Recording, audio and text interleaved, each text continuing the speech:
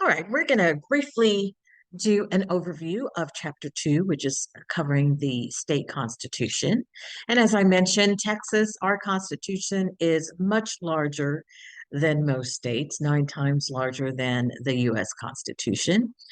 And objectives that I want you to take away: describe the adoption of the state constitutions, identify the ways in which rights under state constitutions may differ from the rights under the federal constitution, and explain how state constitution divide the powers between the different branches, like the government, local, and state. So those are takeaways from this particular chapter. Every state has a constitution, and each constitution will establish the government of the state and how the power is divided. As I mentioned before, most local entities, City of Houston, City of Sugar Land, City of Pearland, they are all examples of local entities, and they derive their powers from the state through the Constitution. Your ebook will go through the history. Please pay very close attention. Particularly, it talks about how many words, how extensive the Constitution is, and it's talking about the U.S. Constitution. And then it will go through the Bill of Rights. You'll notice that the Bill of Rights at the national coincide with the state constitution. Bill of Rights really are what allow us as citizens, what the government is supposed to do for us as the citizens.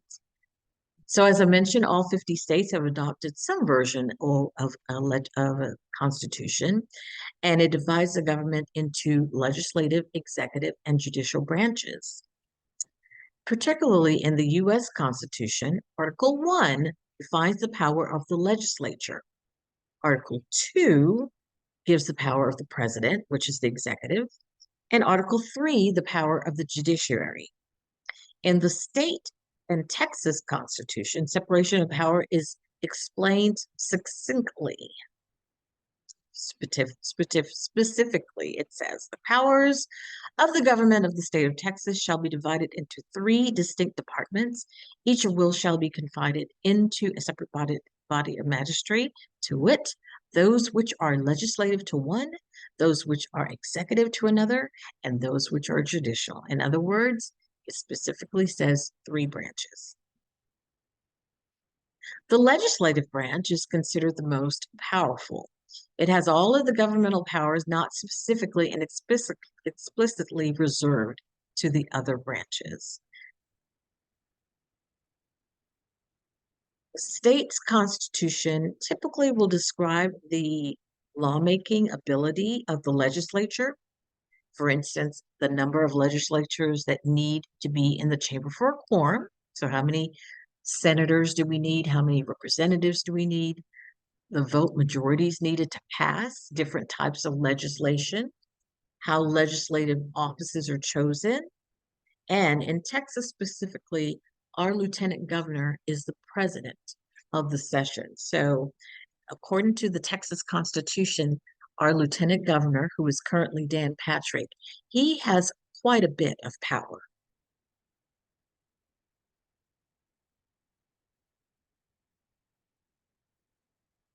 Most state constitutions divide executive power between multiple officers who are elected separate from the governor.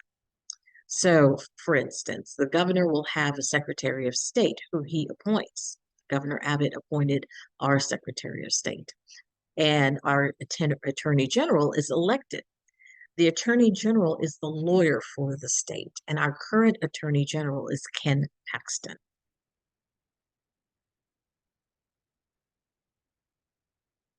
Like federal courts, most state constitutions have citizen participation in the judiciary selection, in other words, elected. So judges may be elected, appointed by the governor, elected by the legislator, or appointed by the legislator. In Texas, we have judges that are elected.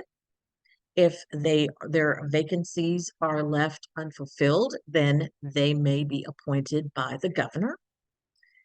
Only 3 states, Massachusetts, New Jersey and Rhode Island give justices life appointments. We do not do that here in Texas.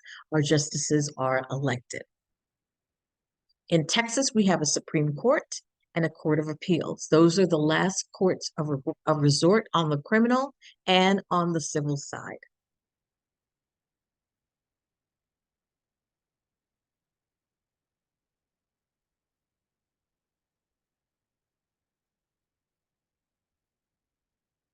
Ballot initiative. A ballot initiative occurs when voters petition to have a proposal placed on the ballot that has not been adopted by the legislature. It could be something like the legislature rejected, they didn't want, but you have voters who definitely want to see it placed. 24 states allow ballot initiatives. They've become quite popular in Oregon, California, and Colorado.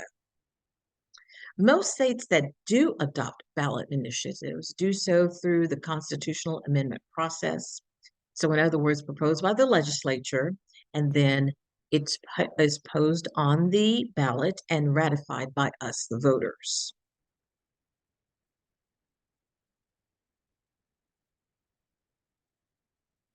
A popular referendum occurs when the legislature adopts a law, but enough registered voters sign a petition to challenge it. It then appears on the ballot in the next general election. So that's a popular referendum. So these are simple terms and key concepts that you will take away from in chapter 2. I will provide slides, a PowerPoint presentation to be complementary with this video, and it will help you along with your e-reading to get a grasp of the Constitution. Some of you had noted that you were unable to get into Top Hat because of an incorrect code, and I placed the correct code in the announcement section. So if you still are unable to access Top Hat, please email me and let me know. Until then, I hope you're having a good spring break. At least it should be spring break by the time I post this. And we will reconvene soon. Bye. Stay safe.